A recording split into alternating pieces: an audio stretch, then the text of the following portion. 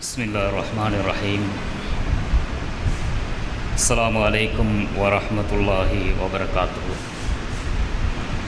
இன்னல் ஹம்தலில்லாஹ் நஹ்மதுஹு வ நஸ்தஈனுஹு வ நஸ்தக்ஃபிருஹு வ நு'மினு பிஹி வ நதவக்கலு அலைஹி வ நஊது பில்லாஹி மின் ஷுரூரி அன்ஃபுஸினா வ மின் ஸய்யிஆத்தி அஅமாலினா. من يهده الله فلا مضل له ومن يضلله فلا هادي له وأشهد أن لا إله إلا الله وحده لا شريك له وأشهد أن محمدا عبده ورسوله. فقد قال الله تعالى عز وجل: أعوذ بالله من الشيطان الرجيم. بسم الله الرحمن الرحيم.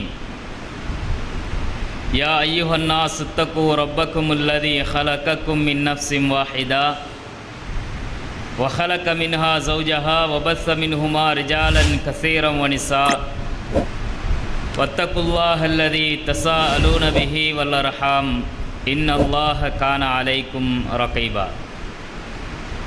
إن أصدق الحديث كتاب الله وخير الهدي هدي محمد صلى الله عليه وسلم وشر الأمور محدثاتها وكل محدثة بدعة وكل بدعة ضلالة وكل ضلالة في النار. أما بعد. எல்லா புகழும் புகழ்ச்சியும் அகில உலகங்களையும் படைத்தாளுகின்ற அல்லாஹ் ஒருவனுக்கே உரித்தாகட்டும். அவனுடைய அன்பும் கருணையும் அகிலத்தின் அருட்கொடை இறுதி தூதர் நபிகளம் பெருமானார் ஸல்லல்லாஹு அலைஹி வஸல்லம் அன்னவர்கள் மீதும், அவருடைய குடும்பத்தார்கள், கிளையார்கள், உற்ற தோழர்கள், கியாம நாள் வரைக்கும் அவர்கள் காட்டிய வழிப்படி வாழ்ந்து மரணிக்கின்ற அனைவர்கள் மீதிலும் உண்டாகட்டுமாக. பேரன்புக்குரிய இஸ்லாமிய சகோதரர்களே, இஸ்லாமிய மார்க்கம் இந்த உலகத்திலே நமக்கு மிக பெரும் முன்மாதிரியாக நபிகளம் பெருமானார் ஸல்லல்லாஹு அலைஹி வஸல்லம் அவர்களை காட்டித் தருகிறது.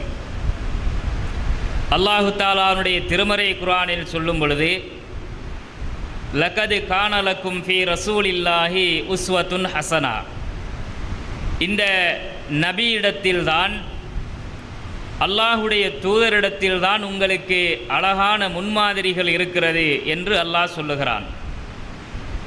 அல்லாஹுடைய தூதர் இந்த உலகத்தில் வெறுமனே ஆன்மீகத்தை மாத்திரம், தொழுகை, நோன்பு, ஜக்காத்து, ஹஜ்ஜி என்று வணக்கங்களை மாத்திரம் போதித்துவிட்டு சென்ற தூதர் கிடையாது.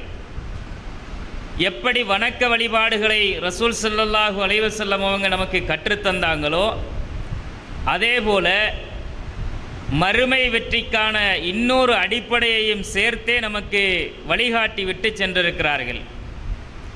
வணக்க வழிபாடுகளில் நாம் குறைவில்லாமல் வாழ்ந்தாலும், அல்லாஹுடைய தூதர் காட்டித்தந்த மறுமை வெற்றிக்கான இன்னொரு அடிப்படையில் நாங்கள் குறை செய்தவர்களாக, குறையுடையவர்களாக இருந்துவிட்டால் எந்த வணக்க வழிபாடு செஞ்சும் வேலை இல்லை, பிரயோசனம் இல்லை. அதுதான் இந்த உலகத்திலே வாழுகிற ஒவ்வொரு முஸ்லீம்களும், மூமீன்களும் பண்பாடுடையவர்களாக, நல்லொழுக்கம் உள்ளவர்களாக, நற்குணங்களை கொண்டவர்களாக இந்த உலகத்தில் இருக்கணும் அப்படிங்கிறத ரசூலுல்லாஹ் கற்றுத்தருகிறார்கள். அல்லாஹுடைய தூதர் ஸல்லல்லாஹு அலைஹி வஸல்லம் அவர்களை குறித்து அல்லாஹ் சொல்லும் பொழுது, இந்த தூதர் உங்களுக்கு அழகிய முன்மாதிரி என்று அல்லாஹ் சொல்லுகிறான். அப்போ தூதர் இந்த உலகத்தில் வந்து நற்குணங்களை சொல்லித்தந்ததை போல அந்த நற்குணங்களை இந்த உலகத்தில் கடைப்பிடித்து வாழ்ந்திருக்கிறார்கள். சொல்லொன்றாகவும் செயலொன்றாகவும் ரசூலுல்லாஹ் வாழ்ந்தாங்களான்னா அப்படி இந்த உலகத்தில் எங்கேயுமே பார்க்க முடியாது. அல்லாஹு தஆலா நபிகள் நாயகம் ஸல்லல்லாஹு அலைஹி வஸல்லம் அவர்களுக்கு கொடுக்கிற சர்டிஃபிகேட் என்ன தெரியுமா? இன்னக லஅலா ஹுலுகின் அதீம், நபியே நீங்கள் மகத்தான நற்குணத்தில் இருக்கிறீர்கள் என்று அல்லாஹ் சொல்லுகிறான். மகத்தான நற்குணத்திலே ரசூலுல்லாஹ் இருந்திருக்கிறார்கள். ரசூலுடைய ஒவ்வொரு சொல்லாகவும் ரசூலுல்லாஹ்வுடைய வாழ்க்கை அமைந்திருக்கும். ஆயிஷா ரலியல்லாஹு அன்ஹா அவர்களிடத்தில் வந்து சஹாபாக்கள் கேட்கும் பொழுது, அல்லாஹுடைய தூதருடைய வாழ்க்கை எப்படிம்மா இருந்துச்சுன்னு கேட்பாங்க. அப்போ அந்த மக்களுக்கு ஆயிஷா நாயகி சொல்லுவாங்க, கான ஹுலுக்குஹு அல் குர்ஆன். ரசூலுல்லாஹ்வோட வாழ்க்கை பண்பாடு நல்லொழுக்கத்தை கேட்குறீங்களா? ரசூலுடைய மொத்த வாழ்க்கையுமே மொத்த பண்பாடுகளுமே குர்ஆனாக இருந்தது அப்படிம்பாங்க. அப்போ குர்ஆன் என்பது பண்பாட்டினுடைய ஒரு மிகப்பெரிய பொக்கிஷம். அதை போதித்த தூதர் அந்த பண்பாட்டை போதித்த அதே நேரத்தில் அதை கடைப்பிடித்து வாழ்ந்திருக்கிறார்கள். அப்படிங்கிறதுனால தான் அல்லாஹ் நீங்கள் மகத்தான நற்குணத்தில் உள்ளவர் என்று அல்லாஹ் தன்னுடைய தூதருக்கு ஒரு சர்டிஃபிகேட்டையும் இந்த உலகத்தில் கொடுக்கிறான். நபிகள் நாயகம் ஸல்லல்லாஹு அலைஹி வஸல்லம் அவங்க இந்த உலகத்தில் தன்னை நபி என்று சொல்றதுக்கு முன்னாடி ரசூல் ஸல்லல்லாஹு அலைஹி வஸல்லம் பண்பாட்டை, அவருடைய வாழ்க்கையை, அவருடைய பேச்சுக்களை, அவருடைய நடத்தைகளை எல்லாம் அந்த சமுதாயத்திலே இருந்த ஒட்டுமொத்த மக்களும் கவனிச்சிருக்கிறாங்க. அப்போ ரசூல் ஸல்லல்லாஹு அலைஹி வஸல்லம் அவர்கள் எதை சொன்னாலும் பொய் பேச மாட்டார்கள், ஏமாற்ற மாட்டார்கள். அவர்கள் அந்த சமுதாயத்திலே வாழ்ந்த ஒவ்வொரு நடவடிக்கைகளையும் அந்த சமுதாயம் பார்த்திருக்கிறார்கள். பார்த்துவிட்டு அந்த சமுதாயம் அவருக்கு உண்மையாளர் என்று சொல்லியிருக்கிறார்கள். ரசூலுல்லாவாக ஆகிறதுக்கு முன்னாடி நீங்கள் உண்மையாளர் என்று அந்த சமுதாயம் ஏற்றுக்கொண்டிருந்தது. நீங்கள் நம்பிக்கைக்குரியவர் என்று அந்த சமுதாயம் ஏற்றுக்கொண்டிருந்தார்கள். அப்போ ரசூல் ஸல்லல்லாஹு அலைஹி வஸல்லம் அவர்கள் தான் இறைவனால் நபியாக தேர்வு செய்யப்பட்டதற்கு பிறகு இந்த உலகத்தில் நான் சொல்லுவது உண்மை என்பதை இந்த மக்கள் நம்ப வேண்டும்ங்கிறதுக்காக முதல் அடிப்படை எதை வச்சாங்கன்னா தன்னுடைய பண்பாட்டை தான் வச்சாங்க. நான் நபியாக இருக்கிறேன், அல்லாஹ் என்னை தேர்வு செய்திருக்கிறான் என்பதை இந்த உலகத்திற்கு சமர்ப்பணம் செய்கிறதுக்கு முதலாவது அடிப்படையாக ரசூலுல்லாஹ் எதை வைக்கிறாங்கன்னா, அந்த சமுதாயத்தை போன போக்கில் நான் நபி என்னையை ஏற்றுக்கிறேங்கன்னு சொல்லி இருந்தால் பிரச்சனை ஆரம்பிச்சிருக்கும். அது அப்படி சொல்லாமல் சொல்லியும் பிரச்சனை ஆரம்பித்தது தான். ஆனால் ரசூலுல்லாஹ் எப்படி அழகாத அணுகி சொன்னார்கள் என்றால், அல்லாஹுடைய தூதர் சொன்ன செய்தியை அல்லாஹ் தன்னுடைய திருமறை குர்ஆனில் சூரா யூனுஸில் 16வது வசனத்திலே அல்லாஹ் சொல்லி காட்டுகிறான். குல் நபியே நீங்கள் சொல்லுங்கள், லவ்ஷா அல்லாஹு, அல்லாஹு நாடி இருந்தால், மா தலவுத்துஹு அலைக்கும், நான் உங்களுக்கு இதை சொல்லி இருக்க மாட்டேன். இந்த செய்தியை நான் அல்லாஹு நாடி இருந்தால் உங்களுக்கு நான் சொல்லி இருக்க மாட்டேன். வலா அதுராக்கும் பிஹி, அவனும் இதை உங்களுக்கு சொல்லியிருக்க மாட்டான், அறிவிச்சிருக்க மாட்டான் என்று சொல்லிவிட்டு, நான் இதை சொல்லும் பொழுது ஏற்றுக்கொள்வதற்கு உங்களுக்கு என்ன தடையாக இருக்கிறது? நான் சொல்லுகிற இந்த மெசேஜை உங்களால் நம்ப முடியாமல் இருப்பதற்கு என்ன பிரச்சனை?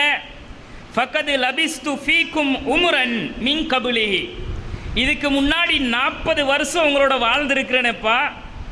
40 வருட காலம் வாழ்ந்த வாழ்க்கையை அந்த சமுதாயம் பார்த்துச்சா இல்லையா?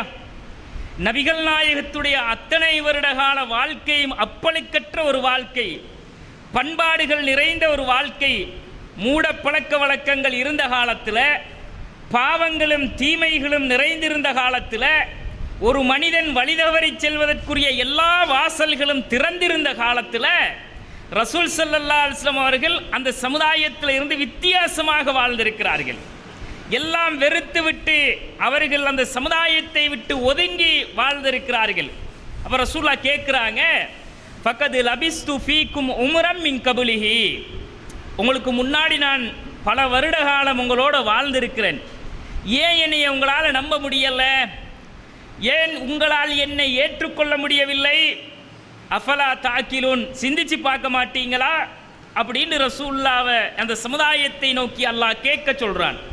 அப்போ ரசூலுல்லாஹ் அவங்கள்ட்ட அந்த மலையில் ஏறி என்ன கேட்டாங்க? நபிகள் நாயகம் அந்த மலையில் ஏறி எல்லா சமுதாயத்தார்களையும் அழைத்து ஒவ்வொரு கூட்டம் கோத்திரமாக வாழ்ந்தவங்களை எல்லாம் கூப்பிட்டு ரசூலுல்லாஹ் அவங்கள்ட்ட கேட்குறாங்க, இந்த மலைக்கு பின்னாடி ஒரு கூட்டம் உங்களைய தாக்குறதுக்காக வர்றாங்கன்னு சொல்லி நான் சொன்னால் என்னைய நீங்கள் நம்புவீங்களான்னு கேட்டாங்க. அப்போ அந்த சமுதாயம் அந்த நேரத்திலையும் என்ன சர்டிஃபிகேட் கொடுத்தாங்கன்னா, மா ஜர்ரபுனா அலைக்க இல்லா சிதுக்கா, முஹம்மதே, அப்போ ரசூலுடைய சொல்லலையே ரசூலுல்லாஹ், முஹம்மதே நீங்கள் உண்மை பேசியதை தவிர வேற பொய் பேசி நாங்கள் தான் கண்டதில்லையே. அப்போ நீங்கள் எப்படி பொய் சொல்லுவீங்க? நாங்கள் நிச்சயமாக உங்களை நம்புவோம் என்றார்கள். அப்போ தான் ஏகத்துவத்தை சொன்னாங்க, எதிர்க்கப்பட்டாங்க. அப்போ ரசூலுல்லாஹ் தன்னுடைய பண்பாட்டை தான் முதலாவதாக ஆரம்பமாகவே இந்த ஏகத்துவ பிரச்சாரத்தின் அடிநாதமாக அதை ஆரம்பிக்கும் பொழுது எடுத்து வைத்தார்கள்.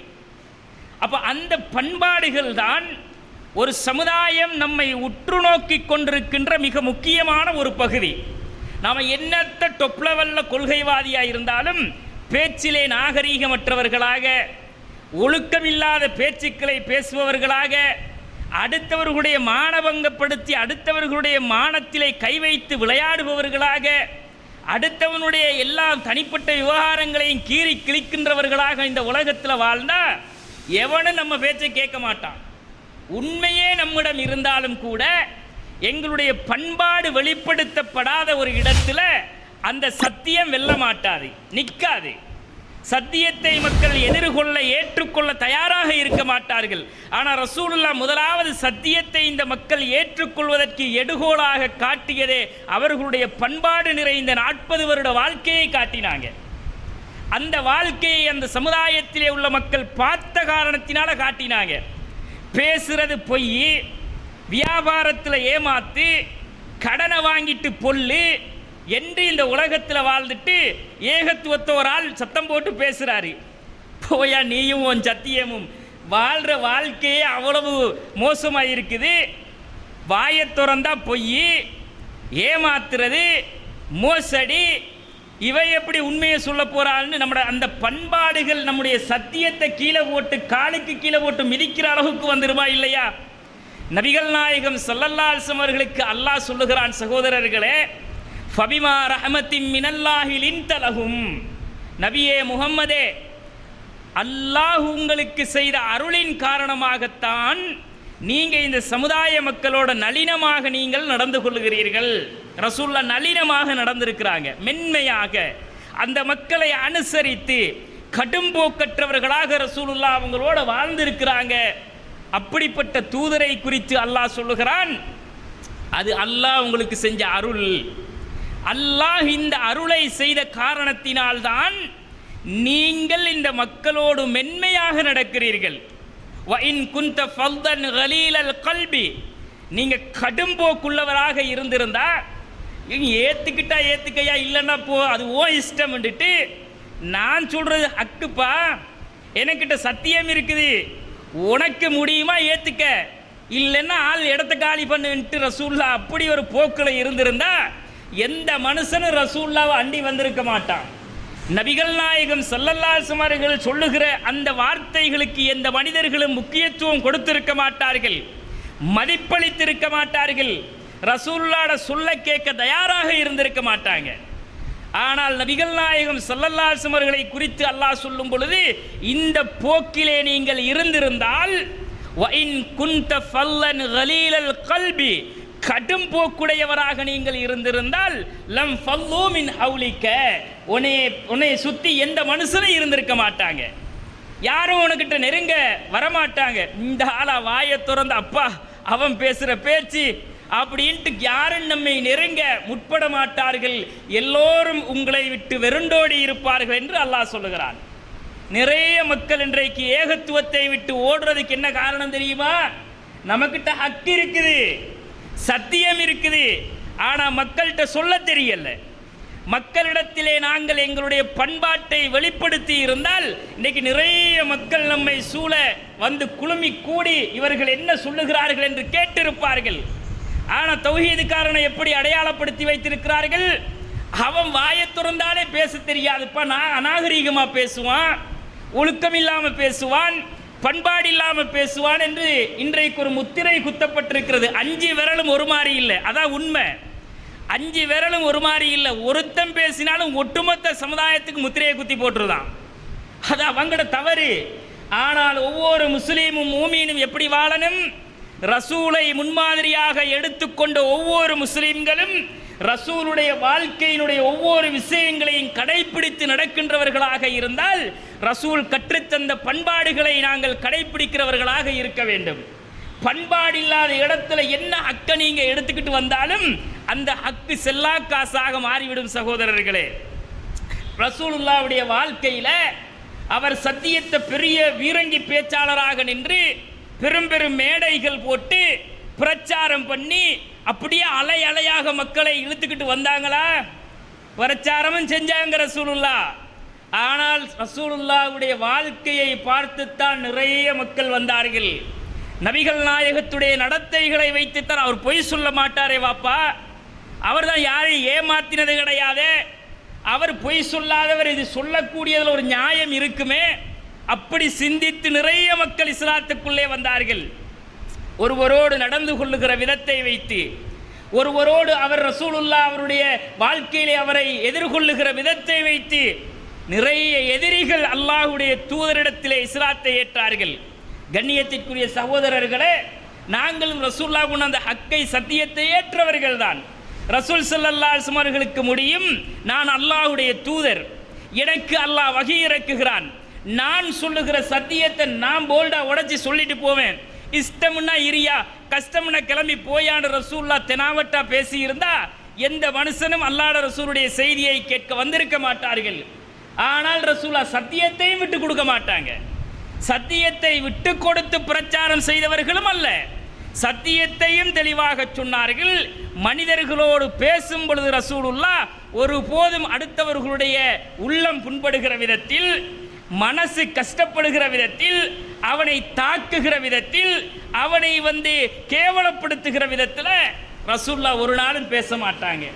சஹாபாக்கள் அல்லாஹ்வுடைய தூதரை பற்றி சொல்லும் பொழுது சொல்லுவார்கள், நபிகள் நாயகம் ஸல்லல்லாஹு அலைஹி வஸல்லம் அவங்க லம் யகுன் ரசூலுல்லாஹி ஸல்லல்லாஹு அலைஹி வஸல்லம் ஃபாஹிஸன், இயற்கையாகவும் கெட்ட வார்த்தை பேச மாட்டாங்க.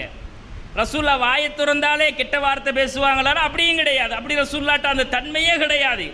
ஆனால் சமுதாயத்தில் உள்ளவங்களில் நிறைய பேர் இருப்பாங்க, அவன் 10 வார்த்தை பேசினான்னா 9 வார்த்தை மோசமான வார்த்தையாக தான் இருக்கும். பேசுகிறதே வாயை திறந்தாலே அந்த எடுக்கிறத அம்மனத்தில் தான் ஆரம்பித்து பேசுவார். இது பெரிய மதிப்பு மாதிரி. இப்படி பேசுறது என்னன்னா அவருக்கு பெரிய ஒரு உயர்வு மாதிரி, கௌரவம் மாதிரி நினச்சிக்கிறாரு. ஆக மோசமான கீழ்த்தரமான ஒரு பண்புண்டு அதுதான். இயற்கையாகவும் ரசூலுல்லாஹ் அப்படி பேச மாட்டார்கள். ஆனால் அடுத்தவர்களால் அதை பேசுவதற்கு தூண்டப்படுகிற நிலை வந்தாலும் நபிகள் நாயகம் ஸல்லல்லாஹு அலைஹி வஸல்லம் அவர்கள் வலா முத்தஃபஹிஸன், செயற்கையாகவும் அல்லாஹ்வுடைய ரசூல் பேச மாட்டார்கள். கெட்ட வார்த்தை பேசணும் என்று தோணினாலும் ரசூலுல்லாஹ் பேச மாட்டாங்க. ஏசணும் என்று தோணும், அவனை காரசாரமாக திட்டி தீக்கணும் போல தோணும். ஆனால் ரசூல் ஸல்லல்லாஹு அலைஹி வஸல்லம் வாழ்க்கையில் அப்படி நாங்கள் பார்க்க இயலாது. இன்றைக்கு முரண்பாடுகள் வருகிற பொழுது, மார்க்கத்தை பிரச்சாரம் செய்கிற பொழுது முரண்பாடுகள் வந்துட்டா, இன்றைக்கி சமுதாயத்தில் உள்ள தாவா என்ற பேரில் இன்றைக்கு இஸ்லாத்தை எவ்வளவு நாசப்படுத்தி வச்சிருக்கிறாங்க யோசிச்சு பாருங்க. தாவா என்ற பேரில் இந்த பண்பாட்டை நாங்கள் பார்க்கலுமா?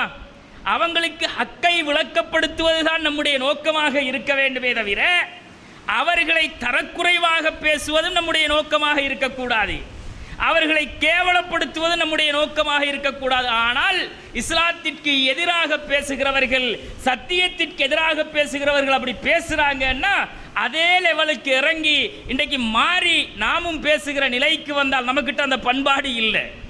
நாங்கள் அந்த இடத்துக்கு போகக்கூடாது. நம்மிடத்திலே நம்முடைய ஒவ்வொரு வார்த்தைகளையும் மக்கள் அவதானிப்பார்கள், கண்காணிப்பார்கள். நாம் 100 விஷயத்தில் 99 விஷயம் உண்மையை பேசியிருப்போம், ஒரே ஒரு இடத்துல அநாகரிகமாக பேசியிருப்போம்னா பார்த்தீங்களா அவங்க எல்லாம் சத்தியவான்களாம், பேசவே தெரியாது அவனுங்களுக்கு அப்படின்னு டோட்டல் சத்தியத்தையும் போல்டாக உடைச்சிட்டு போயிடுவாங்க. கண்ணியத்திற்குரிய சகோதரர்களே, இன்றைக்கு தாவா களம் என்ற பெயரில் ஃபேஸ்புக்கில், வாட்ஸ்அப்பில், நிறைய இந்த மாதிரி சோசியல் மீடியாக்கள் எல்லாம் ஒருத்தருடைய இறைச்சியை கடித்து தின்னுகிற வேலையை செய்கிறார்கள், பச்சையா சாப்பிடுகிற வேலையை செய்கிறார்கள், தனிப்பட்ட மனிதனுடைய மானங்களில் விளையாடுகிற வேலையை செய்கிறார்கள். என்றால் எங்கே இந்த பண்பாடு போச்சு? இந்த பண்பாடு ரசூலுல்லாஹ்ட்ட இருந்து இந்த பண்பாட்டை படிக்கலையா? கோவப்படுத்தப்பட்டாலும் ரசூலுல்லாஹ் இந்த மாதிரி பேச மாட்டாங்களே. எவ்வளவு இறங்கி ஆக மோசமாக கீழ்த்தரமாக பேச முடியுமோ அந்த அளவு இறங்கி ஒரு தனி மனிதனை குறித்து விமர்சனம் செய்வதாக இருந்தாலும் சரி, அல்லது ஒரு குழுவை குறித்து விமர்சனம் செய்வதாக இருந்தாலும் சரி, அது அவரிடத்தில் பண்பாடு இல்லை என்பதைத்தான் காட்டுமே தவிர அவர் சத்தியவானுங்கிறதை காட்டாது.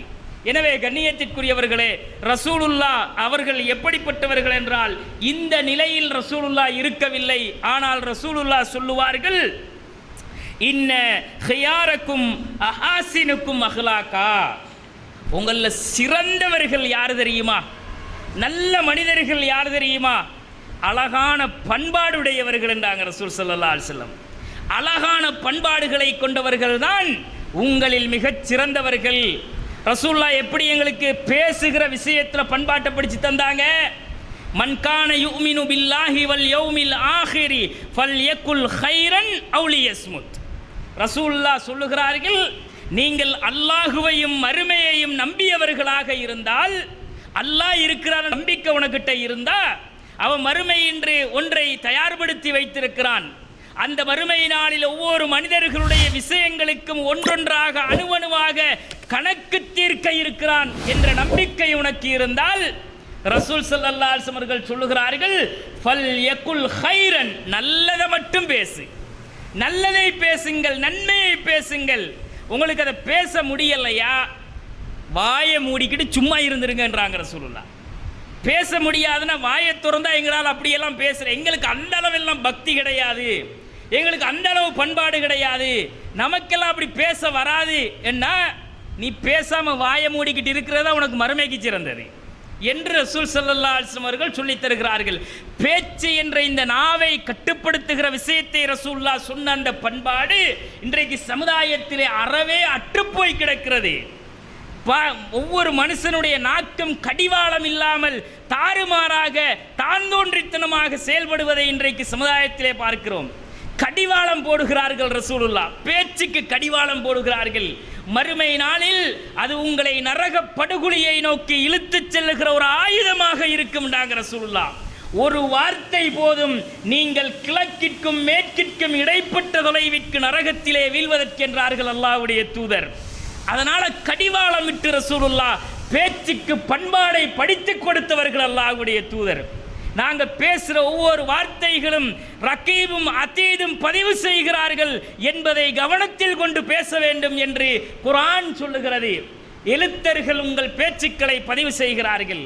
அவர்கள் நாளை மறுமையில் அந்த ஏடுகளை உங்கள் முன்னால் விரிக்க இருக்கிறார்கள். அது விரிக்கப்படும் பொழுது, யா அல்லாஹ், இதை நான் பேசினேன், ஆமாடா நீ தான் பேசினேன் அல்லாஹ் காட்டுவான் என்றால், நபிகள் நாயகம் ஸல்லல்லாஹு அலைஹி வஸல்லம் அவர்கள் சொல்லுகிறார்கள், ஃபல் யகுல் கைரன், நல்லதை பேசுங்க வாப்பா, இல்லையா உங்களால் முடியலையா அவு லியஸ்முத், வாயை மூடிக்கிட்டு பேசாமல் இருந்துருங்க. மறுமை வாழ்வு பாதிக்கப்படுகிற இடத்திலே ரசூலுல்லாஹ் பண்பாட்டையும் சேர்த்துத்தான் படித்து தந்தார்கள். பண்பாடுதான் உங்களை மறுமையில் பாதுகாக்கும் என்றார்கள் ரசூலுல்லாஹ்.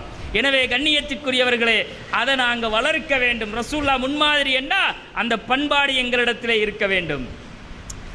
அல்லாஹ்வுடைய தூதர் ஸல்லல்லாஹு அலைஹி வஸல்லம் அவர்கள் ஒரு மூமின் பூரணத்துவம் பெற்றவன்றதுக்கு எதை அடையாளப்படுத்தினாங்க தெரியுமா? நான் மூமின் தான், அல்லாஹ் மறுமையை, மலக்குகளை, வேதங்களை, ரசூல்மார்களை, அதே நேரம் விசாரணையை, இறுதி நாள் என்று ஒன்று இருக்கிறது என்பதை, கதிரை நான் ஈமான் கொண்டவன் என்று சொல்லிட்டோம்னுங்களே, இவர் பூர்த்தியான ஈமானை உடையவர். அப்படியா? நம்பிக்கை கொண்டிருக்கிறான். ஆமாம், கரெக்டாக 6 விஷயம் நம்ப வேண்டியதை ஈமான் கொண்டிருக்கிறாரு. ரசூல் ஸல்லல்லாஹு அலைஹி வஸல்லம் அவர்கள் சொல்லுகிறார்கள், மூமீன்களில் பரிபூரணத்துவம் மிக்கவர்கள் யார் தெரியுமா? அல்லாஹ்வுடைய தூதர் சொல்லும் பொழுது, அக்மலுல் முஃமினீன ஈமானன் அஹாசினுக்கும் ஹுலுக்கா, மூமீன்களில் பரிபூர்ணத்துவமிக்க ஈமானை உடையவர்கள் யார் என்றால், பண்பாடுகளில் சிறந்த பண்பாடுகளுடையவர்கள் தான் மூமீன்களில் பரிபூர்ணத்துவமுடையவர்கள்ங்கிறாங்க ரசூலுல்லாஹ். ஈமான்ல முழுமை பெற்றவன் யார்? அவனுடைய பேச்சிலே அந்த ஈமானுடைய வெளிப்பாடு தெரியும். பார்வையில், கேள்வியில், நடத்தைகளில், செயல்பாடுகளில், கொடுக்கல் வாங்கலில், குடும்பத்தோடுள்ள விஷயங்களில், நண்பர்களோடு, சமுதாயத்தோடு, அரசியல் நடத்தும் பொழுது என்று எல்லா விவகாரங்களிலும் அந்த மூமியினுடைய பண்பாடு வெளிப்படுத்தப்படும்.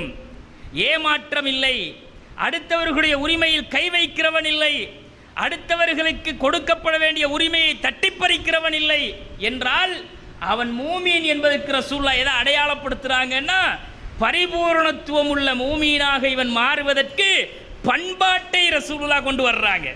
பண்பாடு யாரிடத்தில் பூரணமாக இருக்கிறதோ அவன்தான் ஈமானில் முழுமை பெற்றவன். கையை வச்சு இப்போ கேளுங்க, நானும் கேட்கணும் நீங்களும் கேட்கணும். என்னுடைய ஈமான் பரிபூரணம் பெற்று விட்டதா? நான் ஒரு முழுமையான ஈமானை கொண்ட ஒரு மூமீனாக இந்த உலகத்தில் வாழ்றேனான்னு யோசிச்சு பாருங்க. மன்னிக்கின்ற பண்பை அல்லாஹ் சொல்லுகிறான்.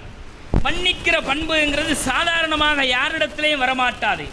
மன்னிக்கின்ற பண்பு என்பது ஒவ்வொரு மனுஷனும் இந்த உலகத்திலே கோபக்காரன், ரோசக்காரன். தன்னுடைய உரிமை பாதிக்கப்படும் பொழுது, தன்னுடைய மானம் பாதிக்கப்படும் பொழுது, தன்னுடைய விவகாரத்தில் அடுத்தவர்கள் தலையிடும் பொழுது ஒரு மனிதன் எப்போதும் கோபப்படுகிறவனாக இருக்கிறான். அந்த கோபம் வர்ற நேரத்தில் தன்னை கோபத்தை கட்டுப்படுத்தி கொள்றவனை பற்றி அல்லாஹ் சொல்லுகிறான்.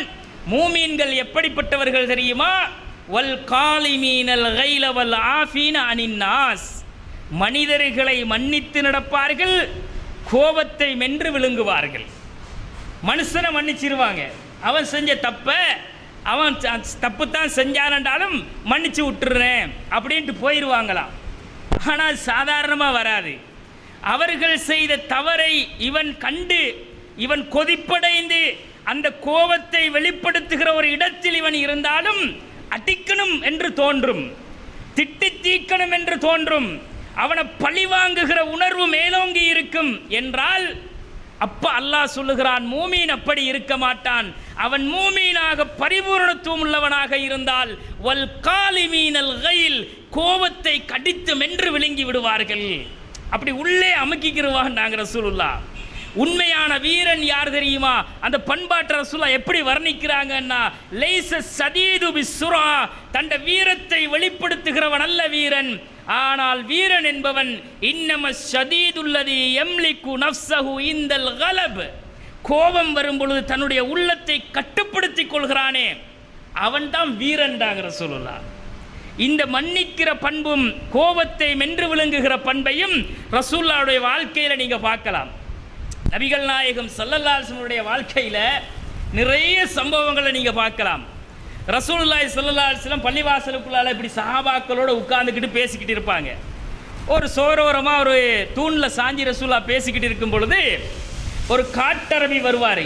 காட்டரபி கொஞ்சம் கரடு முரடான தன்மையுடையவர். அவர் வந்து நபிகள் நாயகம் ஸல்லல்லாஹு அலைஹி வஸல்லம் கழுத்தில் இருந்த அந்த புடவை ரிதாவை என்ன செய்வாங்கட போட்டு இறுக்கி இழுத்துக்கிட்டு போய் ஒரு சுவத்தில் சாத்தி கேட்பாங்க, அல்லாஹ் உங்களுக்கு கொடுத்த செல்வத்தில் இருந்து எனக்கு 2 ஒட்டகங்கள் நிறைய நீங்கள் தர வேண்டும்பாங்க.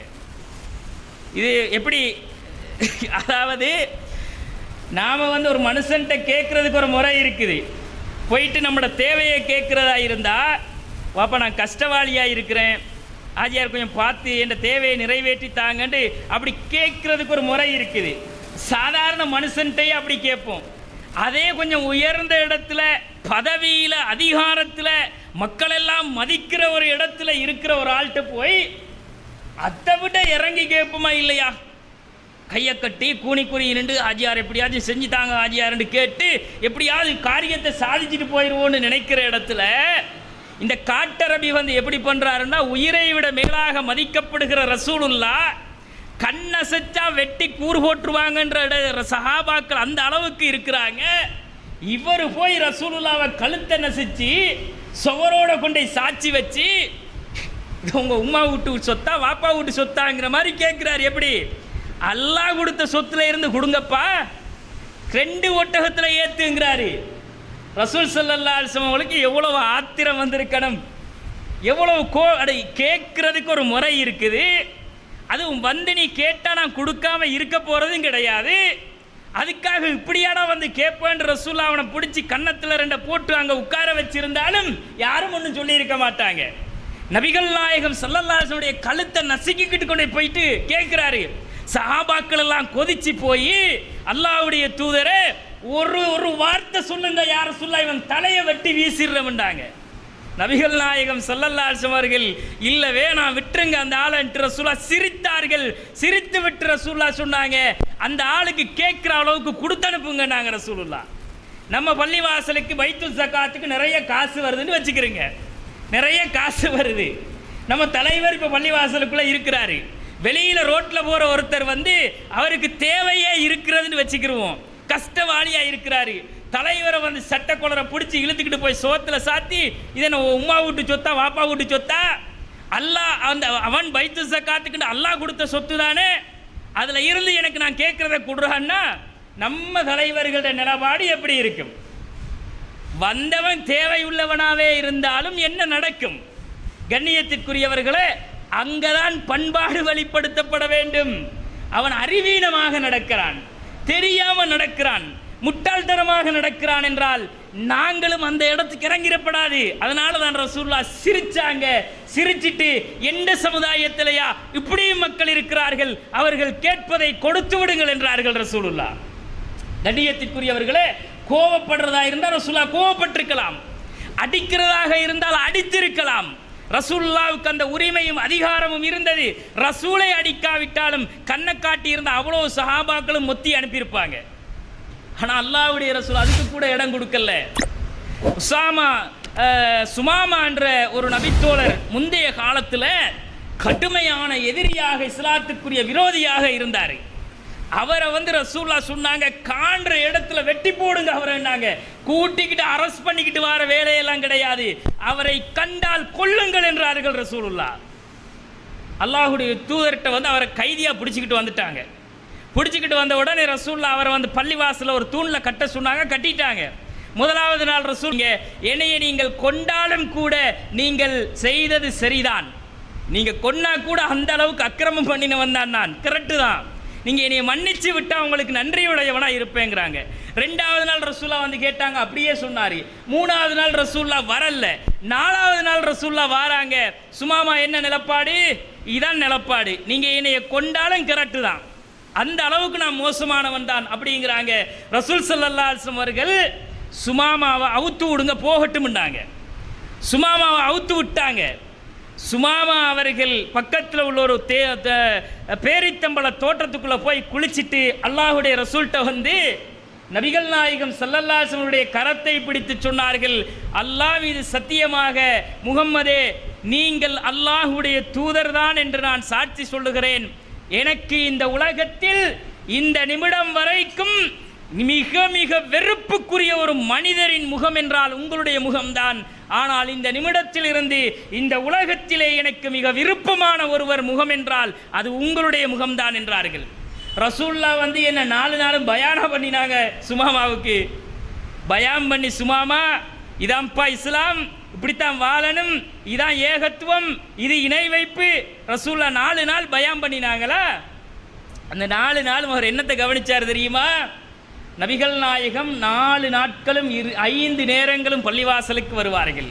சஹாபாக்களோடு அவர்கள் நடக்கிற விதம், பேசுகிற விதம், அவர் தன்னுடைய அந்த கைதியை கட்டி வைத்து விட்டு அவரோடு நடந்து கொள்ளுகிற விதம், அவர் அந்த சமுதாயத்தில் எப்படி அந்த மக்களோடு மக்களாக இருந்து பழகுகிற விதம், எல்லா விஷயங்களையும் பார்த்துவிட்டு எவ்வளவு பெரிய உயர் அதிகாரத்தில் இருக்கிறவர், ஒரு ஆட்சியாளர், ஒரு ஜனாதிபதி, ஒரு ஆன்மீக தலைவர் எப்படி இவ்வளவு சிம்பிளா இருக்கிறார் என்று அந்த பண்பாடுகளைத்தான் அவர் கவனித்தார். அப்படி அந்த பண்பாடு தான் அவரை இஸ்லாத்துக்குள்ளே ஈர்த்தெடுத்தது. கோபப்பட்டு ஆத்திரப்பட்டு ரசூலுல்லாஹ் சொன்ன மாதிரி சுமாமாவை அல்லாஹ்வுடைய தூதரிடத்தில் கொண்டு வந்த உடனே இவர் தலையை வெட்டுங்கன்னு சொல்லியிருக்கலாம். ஆனால் ரசூலுல்லாஹ் 4 நாள் பார்த்துட்டு சொன்னாங்க, விட்டுருங்க நாங்கள் சுமாமாவை. கொல்லப்பட வேண்டியவரை, கொல்லப்பட வேண்டிய இடத்தில் தகுதியில் இருந்தவரை மன்னித்து விட்ட அந்த மகத்தான பண்பு இருக்கு இல்லையா, அந்த ஒரு பண்பாடு தான் அவரை இஸ்லாத்துக்குள்ளே கொண்டு வந்துச்சு. தண்டிச்சிருக்கலாம், ஆனால் ரசூலுல்லாஹ் தண்டிக்க விரும்பல. போகட்டும், திருந்துறதுக்கு வாய்ப்பு கொடுத்தார்கள் ரசூலுல்லாஹ். அந்த செகண்ட் திருந்திட்டாரு. பள்ளிவாசலுக்குள்ள ஒரு காட்டரபி வந்தாரு. வந்த இடத்துல பள்ளிவாசலுக்குள்ள போனாரு. போனவரை சஹாபாக்கள் பாஞ்சாங்க அடிக்கிறதுக்கு. ரசூலுல்லாஹ் தடுத்தார்கள், விடுங்கள் அவரை என்றார்கள். போய் முடிக்கட்டும்ன்றாங்க ரசூலுல்லாஹ். பள்ளிவாசலுக்கு போறதா? நம்ம சின்ன பிள்ளைகளை கொண்டு வந்து பள்ளிவாசலில் தொழும் பொழுது பெரிய ஆட்கள் சொல்றது, நீங்க இந்த பிள்ளைகளெல்லாம் கூட்டிட்டு வராதங்கப்பா, பெரிய கரைச்சலாய் பள்ளிக்கு வந்தா பிள்ளையெல்லாம் கத்துது, பிரட்டுது, மூத்திரம் பேயுது. ரசூலுல்லாஹ் பள்ளிவாசலுக்கு வந்து பெண்ணா பெரிய ஒரு ஆளே பெய்கிறாரு. மூத்திரத்தை சிறிய கழிச்சு போட்டாரு. சஹாபாக்கள் அடிக்க கொந்தளிக்கிறாங்க. நபிகள் நாயகம் ஸல்லல்லாஹு அலைஹி வஸல்லம் அவர்கள் சொன்னார், அறியாமையில் செய்திருக்கிறார். தெரியாது. அந்த ஆளுக்கு பள்ளிவாசலுடைய அருமை தெரியாது, கண்ணியம் தெரியாது, புனிதம் தெரியாது. செஞ்சிட்டாரு. அடிச்சா என்ன நடக்கும்? பல்ல உடைச்சு அனுப்பினா என்ன நடக்கும்? 4 கன்னத்தில் போட்டு அனுப்பினா அவன் பள்ளிவாசல் பக்கமே வரமாட்டான். ரசூலுல்லாஹ் அந்த மனிதரை விட்டுவிடுங்கள் என்று சொல்லிட்டு மூத்திரத்தை பேஞ்சதுக்கு பிறகு, சிறுநீரை கழிச்சதுக்கு பிறகு ஒரு வாளி தண்ணியை கொண்டு வந்து ஊற்றுங்க வாப்பாட்டாங்க. தண்ணீர் ஊற்றப்பட்டது. ரசூலுல்லாஹ் அவங்கள கூப்பிட்டு அழகா பக்கத்தில் உட்கார வச்சு சொன்னாங்க, பள்ளிங்கிறது இதுக்குரிய இடம் இல்லை, பள்ளிவாசல் இறைவனை தொழுவதற்குரிய இடம். அறிவுரையை சொல்லி அனுப்பினாங்க. நம்ம பள்ளிவாசலுக்கு ஒருத்தர் வந்து தெரியாமே பேஞ்சாலும், சின்ன பிள்ளை பேஞ்சாலே தலகுத்துக்கரணம் அடிக்கிற நாங்கள், பெரிய ஒருத்தன் வந்து பேஞ்சிட்டான்னு சொன்னால் முடிஞ்சு அங்கே கச்சையை கட்டி அவனை பிரட்டி உருட்டி தாறுமாற அடிச்சு நொறுக்கி ஆளை தூக்கி வெளியே வீசி போட்டு பள்ளிவாசலுக்கு வந்து சூப்பெய்றானா அப்படின்னு. ஆனால் கண்ணியத்திற்குரியவளே, ரசூலுல்லாவுடைய சகிப்புத்தன்மை இருக்கு இல்லையா, ரசூலுல்லாவுடைய பொறுமை, மன்னிக்கிற தன்மை இருக்கு இல்லையா, ஈக்குவலாக யாரையும் கொண்டு வந்து வைக்க முடியாது சகோதரர்களே. அந்த அளவு மிக பண்பாடுடையவர்கள் தான் நபிகள் நாயகம் என்பதை நாங்கள் புரிந்து கொள்ள வேண்டும். பண்பாடுகளை வந்து குர்ஆன் தான் உண்டாக்கும். ஒவ்வொரு மனிதர்களிடத்திலும் அல் குர்ஆன் தான் இந்த பண்பாடுகளை உண்டாக்கும். குர்ஆனாக வாழ்ந்த ரசூலுல்லாஹ் தான் இந்த பண்பாடுகளை நாங்கள் பார்க்கிறோம். நபிகள் நாயகம் ஸல்லல்லாஹு அலைஹி வஸல்லம் அவர்கள் வளர்த்தெடுத்த சமுதாயத்திலே வாழ்ந்தவர்களும் அப்படித்தான் இருந்தாங்க. அல்லாஹுடைய தூதர் ஸல்லல்லாஹு அலைஹி வஸல்லம் அவருடைய பயிற்சி பாசறையில் அந்த பயிற்சி எடுத்தவர்கள் நபித்தோழர்கள் எல்லாம் ரசூலுடைய மறைவுக்கு பிறகும் குர்ஆன் என்று சொல்லும் பொழுது அந்த பண்பாட்டுக்குள்ள அவங்க வந்து இருந்தாங்க, கட்டுப்பட்டார்கள். அல்லாஹுடைய தூதர் ஸல்லல்லாஹு அலைஹி வஸல்லம் அவர்களுக்கு பிறகு ஆட்சியாளராக வந்தவர்கள் தான் அபூபக்கர் ரலியல்லாஹு அவர்கள். அவருடைய ஆட்சி காலத்துக்கு பிறகு வந்து மிக பெரும் நீதமான ஒரு ஆட்சி செய்தவர்கள் தான் உமர் ரலியல்லாஹு அன்ஹு அவர்கள். உமர் ரலியல்லாஹு அவர்கள் வந்து நீதத்திற்கு பெயர் போன ஆட்சி செய்தவர்கள். நீதியின்றா உமரும்பாங்க. அந்த அளவு நீதமாக வாழ்ந்தவர்கள் தான் உமர் ரலியல்லாஹு அவர்கள் என்னும் பொழுது உயைனத் இப்னு ஹிஸன் என்று சொல்லப்படுகிற ஒரு நபித்தோழர் இருந்தார். உயைனத் இப்னு ஹிஸன்ங்கிறவர் ஒரு நபித்தோழர் தான், சும்மா ரோட்டில் ஒரு ஆள் கிடையாது. அவரும் அல்லாஹுடைய ரசூலை ஏற்றுக்கொண்டு, அல்லாஹுவை ஏற்றுக்கொண்டு, வேதத்தை ஏற்றுக்கொண்டு, மறுமையை நம்பி வாழ்ந்தவர் தான். ஆனால் அவர்கிட்ட எப்படின்னா எல்லாம் அந்த மிஸ் அண்டர்ஸ்டாண்டிங் பண்ணுற ஒரு தன்மை இருந்துச்சு. மிஸ் அண்டர்ஸ்டாண்டிங் பண்ணி அதை காரசாரமாக பேசுவார். அப்போ இந்த மாதிரி ஒரு தன்மையில் இருந்தவர் என்ன பண்ணுறாருன்னா, உமர் ரலியல்லாஹு அவர்கள் ஆட்சி தலைவராக இருந்து கொண்டு பள்ளிவாசல்ல இப்படி சஹாபாக்களோடு, குர்ராக்களோடு, ஹாஃபில்களோடு, அந்த மார்க்க சட்டதிட்டங்களை படித்தவர்களோடு உட்கார்ந்து மசூரா பண்ணுறாங்க. பெரியோர் மசூரா நடக்கக்கூடிய சபைக்கு உயைனத் இப்னு ஹிஸன் வந்து டைரக்டாக இன்வால்வ் ஆக இயலாதுங்கிறதுனால அல் ஹுர் இப்னு கைஸுங்கிற தன்னை நானோட மகனை கூப்பிட்டு சொல்கிறாரு, நீங்கள் உமரோட நெருக்கமான ஆள், நீங்கள் அவர்கிட்ட கொஞ்சம் சான்ஸ் ஒன்று எடுத்துத்தாங்க, நான் அவரை கொஞ்சம் மீட் பண்ணணும் அப்படிங்கிறாரு. அப்போ அவரும் போயிட்டு உமர் ரலியல்லாஹு அவங்கள்ட்ட ஒரு அனுமதியை எடுத்து கொடுத்துட்றாரு. உயைனத் இப்னு ஹிஸனுங்கிறவர் வந்து உமர் ரலியல்லாஹு அவங்கள பப்ளிக்கில் இப்படியே கூட்டத்துக்குள்ளே வச்சு, ஹேய் எபனல் ஹத்தாப், அந்த நாம வந்து ஒரு அதிகார தோரணையில் சொல்லுவோம் இல்லையா, அப்படி போய் கேட்குறாரு, ஏய் இப்னு ஹத்தாப், உமரே, நீ வந்து எங்களுக்கு கொடுக்க வேண்டியதை சரியாக கொடுக்கவில்லை, எங்களோடு நீ நீதமாக நடக்கவில்லை அப்படிங்கிறாரு. ஒரு ஆட்சி தலைவர் நம்ம போய் ஜனாதிபதிட்டு இப்படி சொன்னோம்னா அந்த செகண்டே தூக்கி உள்ள ஓட்டுருவான். அதுக்கு பிறகு ஜனாதிபதி கிட்ட போய் நீ என்ன உண்டு அதிகாரத்தை காட்டுறது அப்படின்னு தூக்கி உள்ள போட்டால் உள்ளதான் இருக்கணும் தீர்ப்பு வரும் வரைக்கும். அங்கே வந்து அவ்வளோ பெரிய சபையில் ஒரு ஆட்சியாளரை பச்சையாக, அவதூறாக, பொய்யாக ஒரு குற்றச்சாட்டை சொல்லுகிறார். உமர் ரலியல்லாஹு அவங்களுக்கு இதை கேட்ட உடனே, ஏன்பா நான் நீதமாக நடக்கலையா, நான் உங்களுக்கு கொடுக்குறதுல குறை வச்சிட்டேனா அப்படின்னு அந்த கோபம், ஆத்திரம் தாங்க முடியாமல் கையில் இருந்த கைத்தடியை எடுத்துக்கிட்டு உமர் ரலியல்லாஹு அவங்க எழும்புறாங்க, அவரை அடிக்கிறதுக்காக எழும்புறாங்க. அப்ப ஹுர் இப்னு கைஸுங்கிற நபித்தோழர் சொல்லுகிறார், அமீருல் முஃமினீனே, அல்லாஹ் தன் தூதருக்கு, அல்லாஹ் தன்னுடைய நபிக்கு சொன்னதை நீங்கள் மறந்து விட்டீர்களா? அல்லாஹ் என்ன சொல்லுகிறான் குர்ஆனில், ஹுதில் அஃப்வ, நீங்கள் மன்னிப்பை எடுத்துக்கொள்ளுங்கள், வஅமுல் பில் உர்ஃபி, நன்மையை ஏவுங்கள், வாரில் அனில் ஜாஹிலீன், இந்த மடையர்களை அலட்சியம் செய்யுங்கள் என்று அல்லாஹ் சொல்லுகிறான். அவர் மடையர், உங்களை பற்றி தெரியாமல் பேசுகிறார். அவர் சொல்றதுக்காக நீங்க எழும்பி அடிக்க போயிடாதீங்க. மடத்தனமாக அறியாமையில் அவர் பேசும் பொழுது நீங்களும் அவர்கள் லெவலுக்கு இறங்கிறாதீங்க அமீருல் மூமினீனே அப்படின்னு ஒரு குர்ஆன் வசனத்தை ஓதி சொல்லுகிறார். மன்னிச்சு அந்த அறிவியினரை விட்டுவிடுங்கள் என்றார்கள். அல்லாஹ்வுடைய வேத வசனம் ஓதப்படுகிற இடத்தில் இவ்வளோ பெரிய பொய்யை சொன்னவருக்கு தண்டனை கொடுக்கக்கூடிய அதிகாரத்தில் இருந்த உமர் அவர்கள், உமர் ரலியல்லாஹு அன்ஹு அவங்க நினைச்சிருந்தா எந்த மேலேயே இவ்வளோ மக்கள் இருக்கும் பொழுது, இத்தனை பேர் சாட்சியாக இருக்கும் பொழுது, என்னுடைய நீதத்தை இந்த சமுதாயம் பார்க்கும் பொழுது இப்படி ஒரு குற்றச்சாட்டை சொல்லுவியாடான்னு அவதூறுக்குரிய தண்டனை கொடுத்திருக்கலாம், பொய்க்காக அவரை தண்டித்திருக்கலாம். ஆனால் அல்லாஹ்வுடைய வசனம் என்ன சொல்லுகிறது? அறியாமையில் முட்டாள்தனமாக இவர்கள் இப்படி பேசினால் கண்டுக்காதீங்க, அவங்கள விட்டுருங்க, அவங்க போக்குல விட்டுருங்க, நீங்கள் நன்மையை ஏவுங்கள், மன்னிப்பை எடுத்துக்கொள்ளுங்கள் என்ற உடனே வக்கான வக்காபன் இந்த கிதாபில்லா, குர்ஆனுடைய வசனத்தை தாண்டி உமர் ரலியல்லாஹு அன்ஹு அவங்களால இன்னொரு 8 எடுத்து வைக்க முடியலன்றாங்க. இன்னொரு 8 எடுத்து வைக்க முடியலையே, அந்த குர்ஆன் சொல்லுகிற பண்பாடு அவர்களை கட்டுப்படுத்தி நின்றது சகோதரர்களே. மன்னிப்பும் அந்த மடத்தனமானவர்களை அலட்சியம் செய்வதும் அல்லாஹ் சொல்லுகிற பண்பாடு சகோதரர்களே. அந்த பண்பாடுடையவர்களாக நாம் நம்முடைய வாழ்க்கையில் மிளிர வேண்டும். கோபத்தை வெளிப்படுத்துகிற இடத்தில் கூட கோபத்தை மென்று விழுங்குகிறவர்களாக, நல்ல பண்பாடும் குணநலமும் உள்ளவர்களாக வல்ல ரஹ்மான் என்னையும் உங்களையும் ஆக்கியருள் புரிவானாக. வஆகிரு தஅவானா அனில் ஹம்துலில்லாஹி ரப்பில் ஆலமீன். அஸ்ஸலாமு அலைக்கும் வரஹ்மத்துல்லாஹி வபரகாத்துஹு.